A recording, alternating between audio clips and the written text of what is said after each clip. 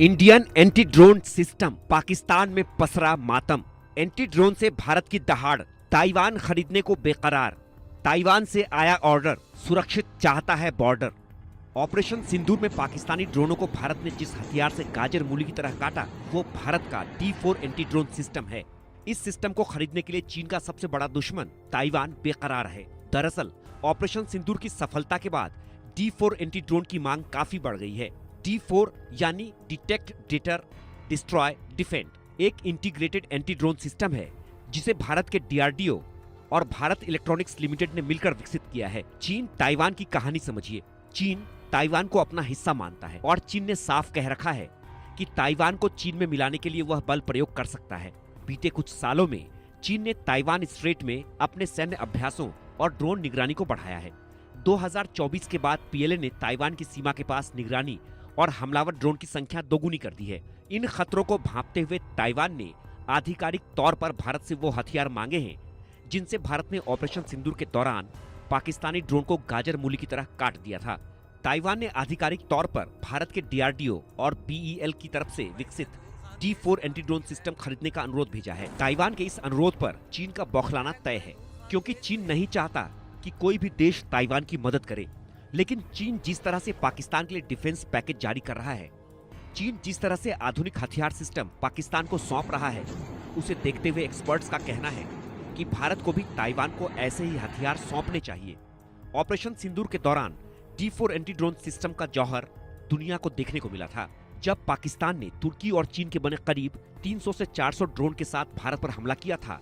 तो इस दौरान भारत ने सभी ड्रोन को हवा में ही मार गिराया था। भारत ने तुर्की के बायर कतार TB2 ड्रोन को भी मार गिराया था, जिससे भारत की एडवांस सॉफ्ट किल जैमिंग और हार्ड किल लेजर क्षमता की मजबूती का पता चला था, जिससे दुनिया दंग रह गई थी।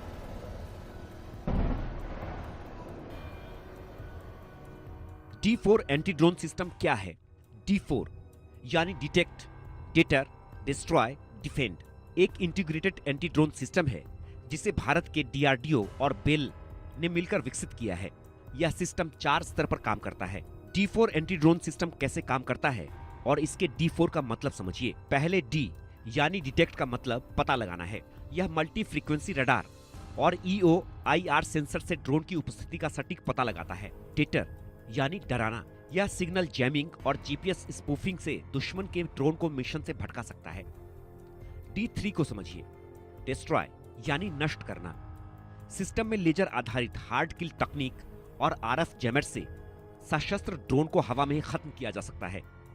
डिफेंड यानी रक्षा करना, यह किसी भी बचे ड्रोन या झुंड यानी स्वार्म हमले से संवेदनशील क्षेत्रों की रक्षा सुनिश्चित करता है। अब ताइवान भारत के इसी एंटी ड्रोन से चीन को मुंहतोड़ जवाब देना चाहता है।